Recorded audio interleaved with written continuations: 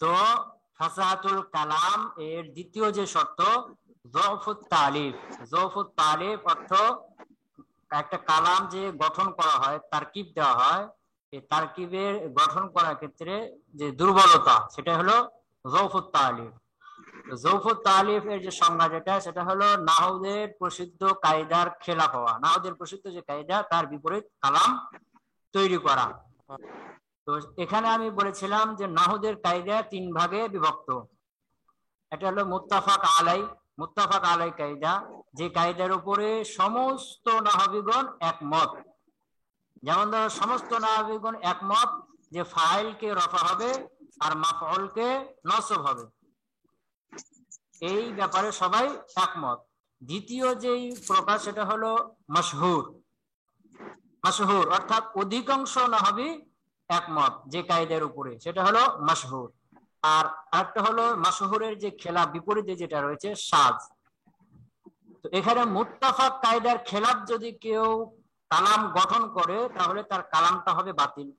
তার কালামটা বাতিল হবে, সেটা কোনো কালাম থাকবে না, সেটা কোনো কালাম থাকবে না। যেমন নাহউদের মুত্তাফাক কায়দা হলো যে ফাইলকে রফা হবে। এখন কেউ যদি বলে জা জায়দান, জায়দ হলো ফেলে ফাইল, এখন কেউ যদি নসব পড়ে, মুত্তাফাক কায়দার খেলাফ করে, তাহলে বলতে হবে যে এই কালামটা কি বাতিল, এই কালামটা হয় নাই। আর যদি মাশহুর কায়দার খেলাফ হয়, মাশহুর কায়দা অধিকাংশ নাহবীদের মতে যে কায়দা, এই কায়দার খেলাফ হয়, এর মানে সাজের পক্ষে হয়ে যায়। তো এই কায়দার খেলাফ হলে সেটা হলো নাহদের কিছু নাহবীদের কাছে কালামটা শুদ্ধ হবে, কিন্তু এটা ইলমে বালাগাত বালিগ, কালামটা বালিগ হবে না, বালাগাত পূর্ণ কালাম হবে না। এটা হলো যৌফুত তালিফ, নাহবীদের প্রসিদ্ধ কায়দার খেলাফ হওয়া। যেমন এখানে নাহদের প্রসিদ্ধ একটা কায়দা এখানে যেটা দিয়েছে যে ইজমারে ক্বাবলা যিকর। ইজমারে ক্বাবলা যিকর, হ্যাঁ, এখানে যেমন দেওয়া আছে যে কাল ইজমারে ক্বাবলা যিকরি লাফজান ওয়া রুতবাতান। আল ইজমার, ইজমার মানে হলো আজমানা ইজমিরু ভাবে ইফআল থেকে, এর অর্থ হলো জমির উল্লেখ করা, জমির নিয়ে আসা। ক্বাবলা যিকরি, ক্বাবলা যিকর মানে আলিফ আর যিকরের উপর যে আলিফ লাম রয়েছে, এটা হলো আলিফ লামে ইওয়াজ। এটা মুজাফ ইলাইহিকে হযফ করে মুজাফের উপর আলিফ লাম এসেছে। তো ক্বাবলা যিকর এটা আসলে ছিল ক্বাবলা যিকরিল মারজা। মারজা এখানে মুজাফ ইলাইহি মাযুফ আছে, মারজা উল্লেখের পূর্বে জমির উল্লেখ করা। এখানে নাহদের প্রসিদ্ধ কায়দা হলো, অর্থাৎ অধিকাংশ নাহবীদের কাছে কায়দা হলো যে জমির উল্লেখ, জমির আগে মারজাকে নিয়ে আসতে হবে। আমরা জানি যে জমির তিন প্রকার, মুতাকাল্লিমের জমির, মুখাতাবের জমির এবং গায়েবের জমির। তো মুতাকাল্লিমের জমির লাগে না, কারণ মুতাকাল্লিম তো সে নিজে। মুতাকাল্লিমের মারজা লাগে না, মুতাকাল্লিমের মারজা লাগে না, কারণ মুতাকাল্লিম তো সে নিজে। আর মুখাতাবেরও মারজা লাগে না, কারণ মুখাতাব তো সামনে উপস্থিত থাকে, তারও মারজা লাগে না। মারজা লাগে কার? গায়েবের জমিরের। তো গায়েবের জমিরে মারজা লাগে। এখন এই গায়েবের জমিরে মারজার ক্ষেত্রে অধিকাংশ নাহবীদের যে কায়দা সেটা হলো যে এই জমিরের পূর্বে মারজা থাকতে হবে। আর কিছু নাহবীদের কায়দা হলো যে জমিরের পূর্বে মারজা থাকতে হবে, এটা শর্ত না, পরেও থাকলেও চলবে। মারজা জমির আগে আর মারজা পরে, এরকমও জায়েজ আছে। এটা কিছু নাহবীদের মত। আর অধিকাংশ নাহবীদের মত হলো যে জমিরের পূর্বে মারজা থাকতে হবে। এখন কেউ যদি জমিরের পূর্বে মারজা না নিয়ে আসে, তাহলে জমহুরের খেলাফ করলো। জমির উল্লেখের পূর্বে মারজা যদি না থাকে, মারজা পরে জমিরের পরে এনেছে, তাহলে সে জমহুরের খেলাফ করলো, সাজের পক্ষে করলো। এই জমহুরের খেলাফ করার কারণে এটা যৌফুত তালিফ হলো, এই কালামটা বালিগ হবে না। কথা কি ক্লিয়ার বোঝা গেল ইব্রাহিম? জি, আচ্ছা, জি বোঝা গেল। এখন এজমারে ক্বাবলা যিকির কখন হবে এই বিষয়ে একটু বিস্তারিত আলোচনা করি। এজমারে ক্বাবলা যিকির অর্থাৎ মারজা উল্লেখের পূর্বে জমির উল্লেখ করা, জমির আগে মারজা পরে, এইটা হলো জমহুরের খেলাফ, মাশহুর কায়দার খেলাফ। তো কখন আমরা বুঝবো যে এখানে জমির পরে, জমির আগে হয়েছে মারজা পরে হয়েছে? তো এখানে জমিরের পূর্বে মারজা থাকতে হবে চার ভাবে। ভালো করে খেয়াল করতে হবে, খুব সূক্ষ্ম বিষয়। এবং এখানে কিছু উদাহরণ আসবে, সেগুলো খাতায় নোট করতে হবে, না হলে কিন্তু ভুলে যাবা। তো আমি কি বললাম যে জমিরের পূর্বে মার্জা উল্লেখ থাকবে 4 ভাবে। 4 পদ্ধতির কোন এক পদ্ধতিতে জমিরের পূর্বে মার্জা উল্লেখ থাকাই লাগবে। তো যদি 4 পদ্ধতির কোন পদ্ধতিতে পূর্বে মার্জা না থাকে, তখন বলবো এটা ইজমারে ক্বাবলা জিকির হয়েছে। কথা বোঝা গেল? যে জমিরের পূর্বে মার্জা আসবে 4 পদ্ধতিতে, এই 4 পদ্ধতির কোন এক পদ্ধতিতে মার্জাকে আগে থাকাই লাগবে। যদি 4 পদ্ধতির কোন পদ্ধতিতে মার্জা আগে না থাকে, জমিরের পূর্বে মার্জা আগে না থাকে, তাহলে সেখানে হবে ইজমারে ক্বাবলা জিকির। 1 নম্বর পদ্ধতি হলো যে মার্জাটা উল্লেখ থাকবে লফজান, জমির থাকবে, জমিরের পূর্বে মার্জা থাকবে লফজান। 2 নম্বর হলো মার্জা থাকবে রুতবাতান। 3 নম্বর হলো মানান, মানান পূর্বে উল্লেখ থাকবে। 4 নম্বর হলো হুকমান পূর্বে উল্লেখ থাকবে। কথা বোঝা গেল? যে জমিরের পূর্বে মার্জা উল্লেখ থাকতে হবে 4 পদ্ধতির কোন এক পদ্ধতিতে। একটা হলো লফজান উল্লেখ থাকবে তার পূর্বে, অথবা রুতবাতান থাকবে, রুতবাতান মানে হলো মর্যাদাগত, অথবা মানান থাকবে মানাগত, অথবা হুকমান থাকবে, হুকমান হুকমিগত তার পূর্বে থাকতে হবে। এই 4 পদ্ধতির কোন পদ্ধতিতেই যদি আগে না থাকে, তখন সেটা ইজমারে ক্বাবলা জিকির হবে।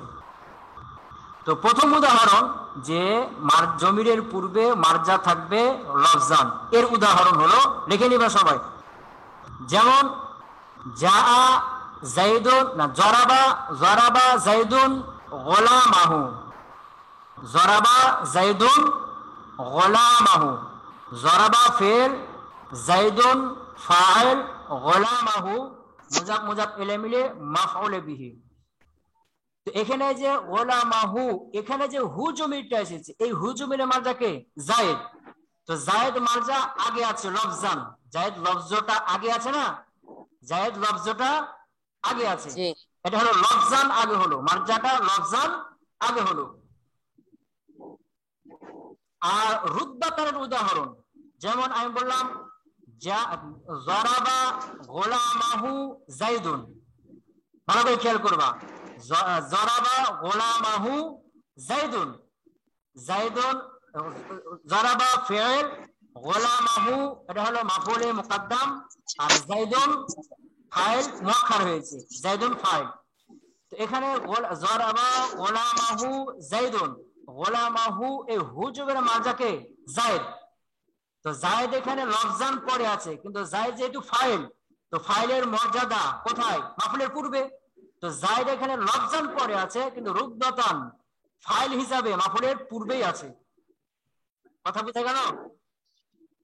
জরাবা গোলামাহু যাইদুন, এই যে গোলামাহু এই হু জমির মার্জাকে জায়েদ, তো জায়েদ তো লফজটা পরে আছে, তাহলে ইজমারে ক্বাবলা জিকির হলো না। এখানে জায়েদ লফজ পরে আছে, কিন্তু তার মর্যাদা মাফউলের পূর্বে, যেহেতু সে ফাইল, তো মর্যাদাগত সে জায়েদ ওই হু জমিরের পূর্বে আছে।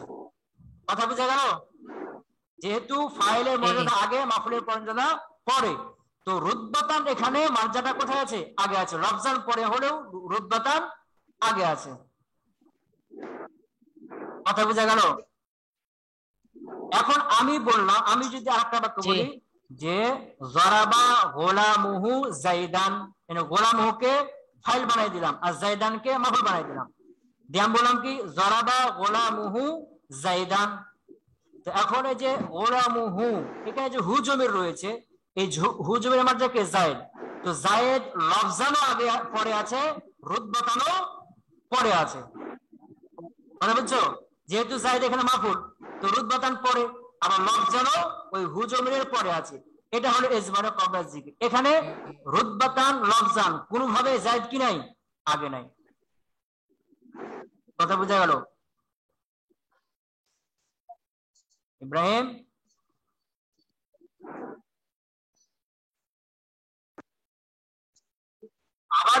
আবার যদি আমি বলি যে জরাবা যাইদান গোলামুহু, জরাবা যাইদান গোলামুহু, এই যে গোলামুহু এখানে জাইদান মাফুল আর গোলামুহু এটা ফাইল।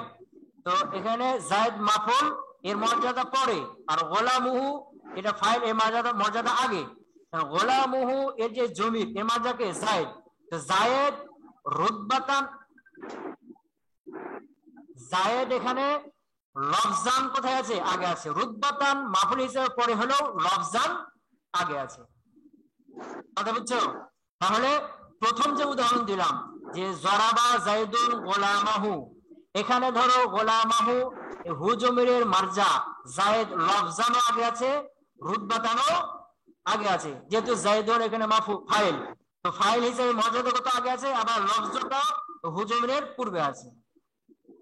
আবার যদি বলি যে জরাবা, আর যদি বলি জরাবা জরাবা গোলামাহু জাইদুন, জরাবা গোলামাহু জাইদুন, তো এখানে এখানে হুজুমের মারজা জায়েদ যেটা পরে আছে লফজান পরে, কিন্তু রুতবাতান আগে আছে। রুতবাতান কোথায় আছে?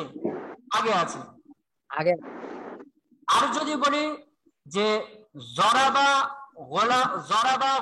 জরাবা জাইদান গোলামুহু, জরাবা জাইদান গোলামুহু, এখানে গোলামুহু ফাইল আর জাইদান মাফুল।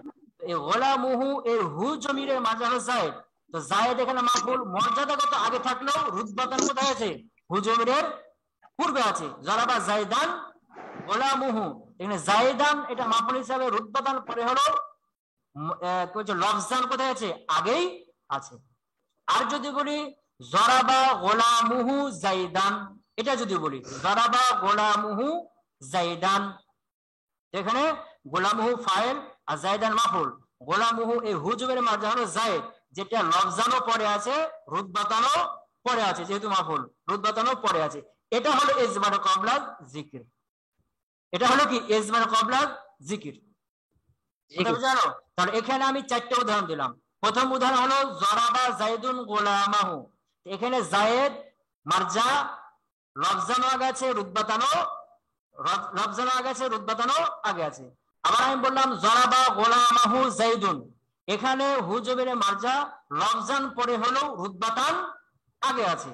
আবার যদি বলি জরাবা জাইদান গোলামুহু, তাহলে এখানে হুজুবের মারজা লফজান আগে আছে, রুতবাতান পরে, যেহেতু জাইদান মাফুল। আর যদি বলি জরাবা গোলামুহু জাইদান, তাহলে এখানে হুজুবের মারজা জায়েদ যেটা পরে আছে, লফজানও পরে, আর যেহেতু মাফুল রুতবাতান মর্যাদাগত পরে আছে। এটা হলো ইজমারে ক্বাবলা জিকির। কথা বোঝা গেল? জি। হ্যাঁ, এরপরে হলো মানান আগে থাকবে।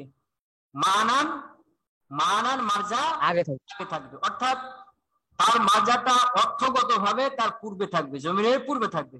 যেমন ধরো আল্লাহ বলেছেন যে ইউদিলু হুয়া আকরাবু লিত্তাকওয়া, ইউদিলু তোমরা ইনসাফ করো, হুয়া সেটা আকরাবু অধিক নিকটবর্তী, লিত্তাকওয়া তাকওয়া, এখানে হুয়া এর মারজাকে সেটা অধিক, তাকওয়ার অধিক নিকটবর্তী। হুয়ার মারজাকে, হুয়ার মারজা হলো ইউদিলুর মধ্যে যে আদালত একটা অর্থ আছে না, এই অর্থটা। ইউদিলু এর মধ্যে ইউদিলু ফেল, তো এর মধ্যে আদাল একটা মাজদার আছে না, অর্থ আছে না, সেই অর্থটা হলো কি এখানে মারজা।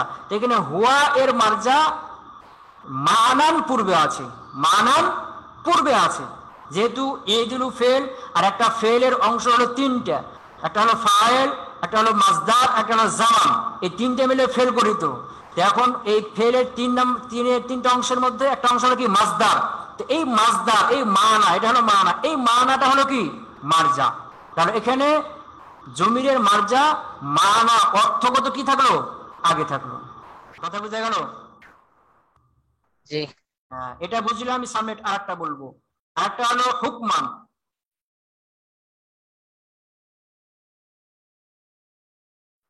আচ্ছা, তাহলে এবার আমরা দেখবো যে একটা মারজা হুকমান আগে থাকে। হুকমান আগে থাকে, এটা হলো জমিরের শান। হুকমান আগে থাকে, সেটা কি জমিরের শান, যার মারজা পূর্বে উল্লেখ থাকে না, কিন্তু এখানে হুকুম দেওয়া হয়েছে, এখানে যে এর মারজা কোথায় আছে? হুকমান পরে আছে। তাহলে আমরা কি বুঝলাম? যে একটা জমির তো 3 প্রকার, গায়েব, হাজের মুতাকাল্লিম। তো মুতাকাল্লিম আর হাজেরের তো মার্জা লাগবে না, মুতাকাল্লিম তো সে নিজে, আর মুখাতাব হলো তো তার সামনে যে উপস্থিত থাকে। মার্জা লাগে হলো গায়েবের জমিরের, আর গায়েবের জমিরের মার্জা পূর্বে থাকবে 4 ভাবের কোনো এক ভাবে। 4 ভাবের কোনো এক ভাবে যদি তার পূর্বে না থাকে, তখন আমরা সেখানে বলবো এখানে ইজমারে ক্বাবলা জিকির হয়েছে, এখানে মাশহুর নাহবিদের মাশহুর কায়দার খেলাফ হয়েছে। এই কালামটা বালিগ না, এই কালামটা গায়রে ফাসি, এই কালামটা ফাসি না, এই কালামটা কি গায়রে ফাসি। কথা ক্লিয়ার হলো? হ্যাঁ, 4 ভাবে থাকবে। একটা হলো লফজান আগে থাকবে, জি। একটা হলো কি লফজান আগে থাকবে, যেমন জরাবা জরাবা জাইদুন গোলামাহু, এই হুজুমের মার্জা জাইদান লফজান আগে আছে। অথবা রুতবাতান আগে থাকবে, যেমন জরাবা গোলামাহু জাইদুন, এখানে জাইদুন এর রুতবাতান ওই হুজুমের পূর্বে রয়েছে, যেহেতু এটা কি ফাইল। আর একটা হলো মানান আগে থাকবে, যেমন ইউদিলু হুয়া আকরাবুল তাকওয়া, এখানে হুয়া এর মার্জা ইদিলুর মধ্যে, ইদিলুর মধ্যে যে অর্থ আছে সেটা এখানে মানান আগে আছে। আর একটা হলো হুকমান আগে থাকবে, যেটা হলো জমিরে শান আর জমিরে কিসসা। ক্লিয়ার হলো ইব্রাহিম?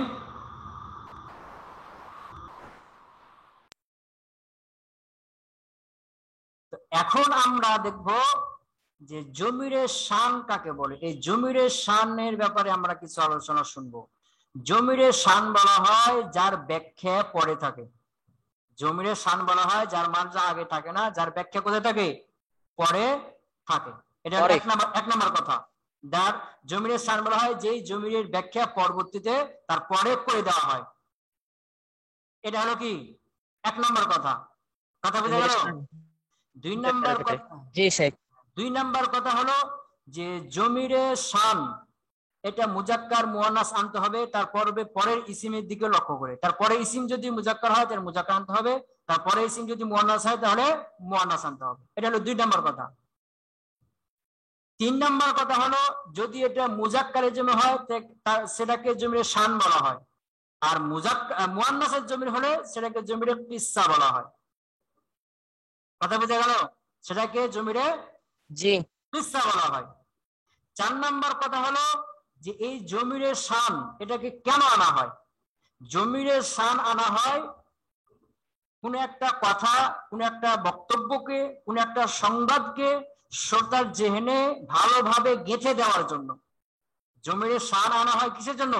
কোন একটা বক্তব্যকে, কোন একটা কথাকে শ্রোতার জেহেনে ভালোভাবে গেঁথে দেওয়ার জন্য।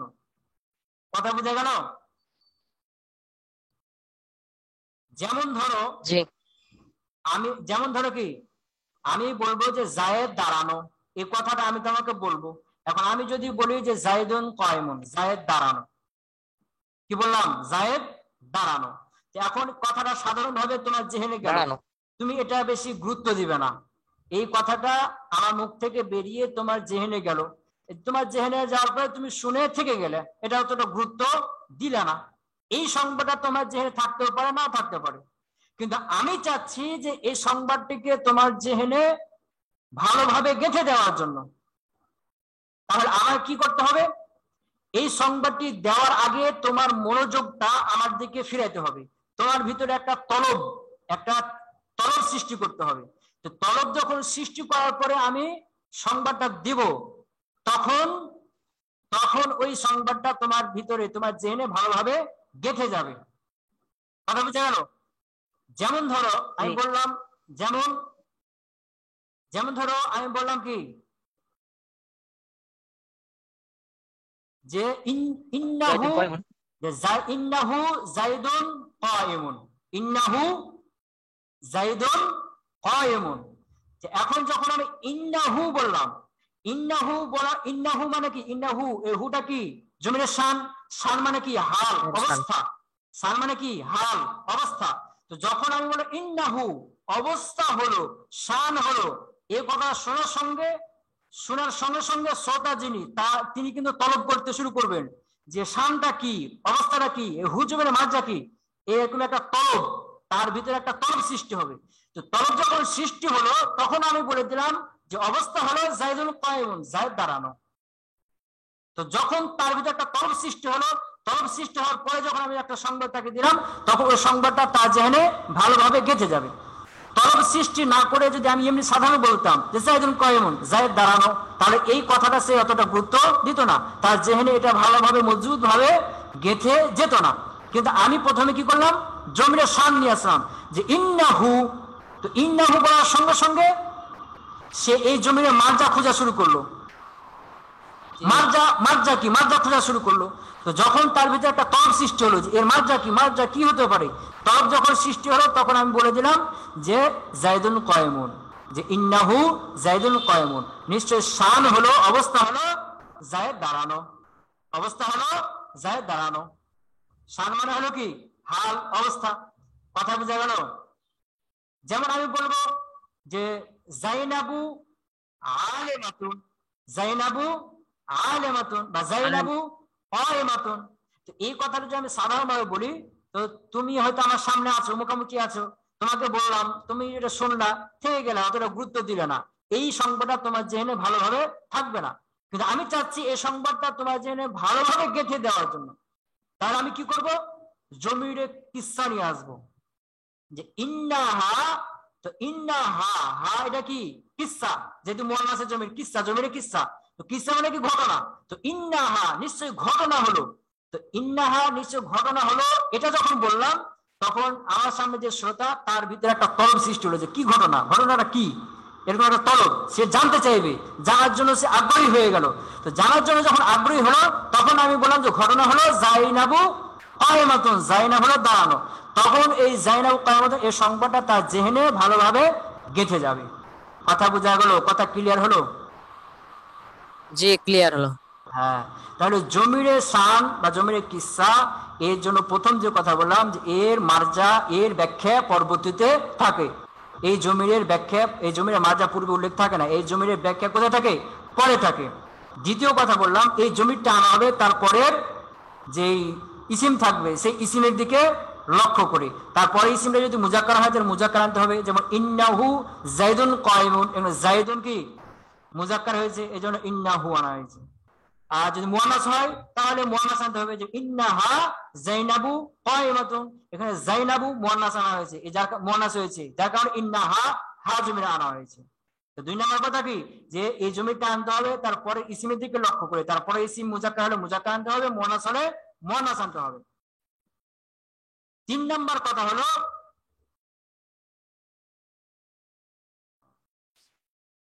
তাহলে কি বললাম, যে মুজাক্কার হলে মুজাক্কার আনতে হবে, মুয়ান্নাস হলে মুয়ান্নাস আনতে হবে।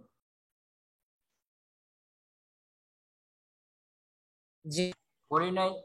তিন নাম্বারটা তো বলি নাই, বলছি তো। এক নাম্বার কি, যে জমিরে শানের ব্যাখ্যা পরবর্তীতে করা থাকে। দুই নাম্বার হলো এটা মুজাক্কার মুয়ান্নাস আনতে হবে, তারপরে ইসমের দিকে লক্ষ্য করে। তিন নাম্বার হলো এটা যদি মুজাক্কার হয় তাহলে এটাকে জমিরে শান বলা হয়, আর যদি মুয়ান্নাস হয় তাহলে এটাকে জমিরে কিসসা বলা হয়। চার নাম্বার হলো যে এটাকে আনা হয় শ্রোতার জেহেনে সংবাদটিকে ভালোভাবে গেঁথে দেওয়ার জন্য। এটা আনার পরে শ্রোতার জেহেনে, শ্রোতার মধ্যে একটা তলব সৃষ্টি করা, আগ্রহ সৃষ্টি করা, কি বলছি এটা শোনার প্রতি একটা আগ্রহ সৃষ্টি করা। এই আগ্রহ সৃষ্টি করার পরে যখন সংবাদটা দিব, তখন তার ভিতরে সংবাদটা ভালোভাবে তার জেহেনে গেঁথে যাবে। তো ভালোভাবে শ্রোতার জেহেনে সংবাদ গেঁথে দেওয়ার জন্য জমিরে শান বা জমিরে কিসসাকে আনা হয়। কথা ক্লিয়ার হলো? জি, জি। কয় নাম্বার কথা বললাম? 4 নাম্বার। 5 নাম্বার কথা হলো যে এই জমিরের মার্জা এটা মুতাকাল্লিমের জেহেনে থাকে। এটা কোথায় থাকে? মুতাকাল্লিমের জেহেনে থাকে। যেমন ধরো আমি বলবো জাইদুন কায়েমুন, কিন্তু এর আগে একটা জমির নিয়ে আসলাম, এই জমিরের মার্জাকে জাইদ, এটা আমার জেহেনে আছে, এটা একে মুখাতাব জানে না। আমার জেহেনে আছে যে হুজুমের মার্জাকে জাইদ, হুজুমের মার্জা জাইদ, এটা আমার জেহেনে আছে, আমার জেহেনে এটা উল্লেখ আছে, আমার জেহেনে আছে, কিন্তু মুখাতাব সেটা জানে না, ওটা আমি উল্লেখ করে নাই। তো আগে আমি জমিটা উল্লেখ করে দিলাম। তো উল্লেখ করলাম কেন? তার ভিতরে একটা তলব, একটা আগ্রহ, আমার কথা শোনার উপর তার একটা আগ্রহ সৃষ্টি করার জন্য ওই জমিটাকে নিয়ে আসলাম। তো তারপর যে একটা তলব সৃষ্টি হলো, তখন আমার জেহেন থেকে ওই মার্জাটাকে পরবর্তীতে কি করে দিলাম, ব্যাখ্যা করে দিলাম যে এই হুজুমের মার্জা হলো এটা, অবস্থা হলো এটা, যে ইন্নাহু জাইদুন কায়েমুন, নিশ্চয় অবস্থা, শান হলো জায়েদ দাঁড়ানো। ওয়া ইন্নাহা জাইনাবু কায়েমাতুন, নিশ্চয় কিসসা হলো, ঘটনা হলো জাইনাব দাঁড়ানো। কথা ক্লিয়ার হলো? জি আচ্ছা, তাহলে আমরা জমিরের শান বা জমিরের কিসসা এর ব্যাপারে বিস্তারিত জানলাম, বিস্তারিত কি আমরা জানতে পারলাম। তো এখানে যে মূলটা হলো কি, যে মূল বিষয়টা এখানে যে যৌফুত তালিফ, যৌফুত তালিফ ফাসাহাতুল কালাম, ফাসাহাতুল কালাম এর 2 নম্বর যে শর্ত যৌফুত তালিফ, নাহবিদের প্রসিদ্ধ কায়দার খেলাফ হওয়া। যেমন এজমারে ক্বাবলা যিকির, যেমন কি নাহবিদের প্রসিদ্ধ কায়দা হলো যে মারজা, জমির উল্লেখের পূর্বে মারজা উল্লেখ করতে হবে, এটা হলো নাহবিদের প্রসিদ্ধ কায়দা। আর সাজ এর বিপক্ষে আছে। তো জমিরের পূর্বে মারজা থাকবে 4 ভাবে, লফজান থাকবে, রুতবাতান থাকবে, মানান থাকবে, অথবা হুকমান থাকবে। হুকমান যেটা হলো জমিরের শান বা জমিরের কিসসা। কথা বোঝা গেল? জি আচ্ছা, এবার আমরা তরজমা ধরি। ওয়াযফুত তালিফে, যৌফুত তালিফ বলা হয় কাউনুল কালামি, কালামটি হওয়া, গায়রা জারিন, অব্যবহৃত, মানে ব্যবহার না হওয়া, আলাল কানুনিন নাহবিয়্যি, নাহবিওয়ালা কায়দার উপরে, আল মাশহুরি, প্রসিদ্ধ, প্রসিদ্ধ যেটা আল কানুন এটা মাউসুফ, আল নাহবিয়্যু সিফাত আউয়াল, আল মাশহুর সিফাতে সানি, যেহেতু সবগুলো মারিফা। তো আমরা আগে সিফাত অর্থ করব প্রসিদ্ধ নাহবিওয়ালা কায়দার উপরে, প্রসিদ্ধ নাহবিওয়ালা কায়দার উপরে কালামটি ব্যবহার না হওয়া, এটা হলো যৌফুত তালিফ। কাল ইজমারে ক্বাবলা যিকরি, যেমন কি ইজমারে ক্বাবলা যিকরি, লফজান ওয়া রুতবাতান, এখানে 2টা দিয়েছে, আমি আরো 2টা বেশি করে বললাম, লফজান ওয়া রুতবাতান, লফজান এবং রুতবাতান। ফি কওলিহি, যেমন এই কবির কথা, কোন কবি? এর পূর্বে যে কবিতা গেছে ওই কবিতার লেখক, ওই কবিতার রচনাকারী যে কবি, ওই কবি হলো কি এখানে মারজা, ফি কওলিহি। কথা বোঝা গেল? জি ফি কওলিহি, যেমন ওই কবির কথা। আল বাসিত এটা হলো কিতাবের নাম। জাযা বানুহু আবাল গাইলানি আন কিবারিন ওয়া হুসনি ফি'লিন কামা জুজিয়া সিনিমারু, কামা ইউজা সিনিমারু, অনেক জায়গা আছে কামা জুজিয়া সিনিমারু, দুটোই আছে। তো এখানে সিনিমার হলো একজন ব্যক্তি, এর একটা ঘটনা আছে। সিনিমার হলো জাহিলি যুগের আগেরকার একজন ব্যক্তি। সে এক বাদশার জন্য একটা প্রাসাদ নির্মাণ করেছিল, একটা বিল্ডিং নির্মাণ করেছিল, খুব সুন্দর, জাঁকজমকপূর্ণ, নির্মাণ খুব করে। সুন্দর একটা কি প্রাসাদ নির্মাণ করেছিল। তো এই প্রাসাদ দেখে বাদশা খুব খুশি হলো যে খুব সুন্দর করে তুমি প্রাসাদটা তৈরি করেছো।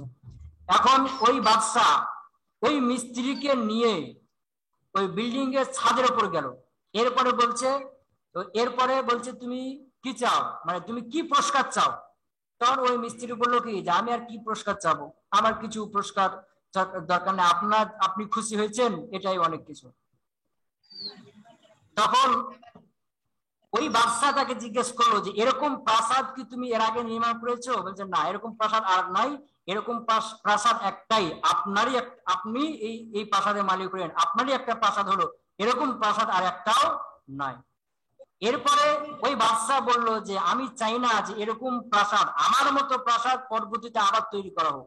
এই বলে ওই বাদশা সিনেমারকে ছাদ থেকে ফেলে দিয়ে তাকে মেরে ফেললো। তো এখানে বাদশা, ওই সিনেমার ব্যক্তি বাদশার উপকার করলো, আর ওই বাদশা এই উপকারের প্রতিদান তাকে মৃত্যু দিল, কারেন্ট পালিয়ে গেল।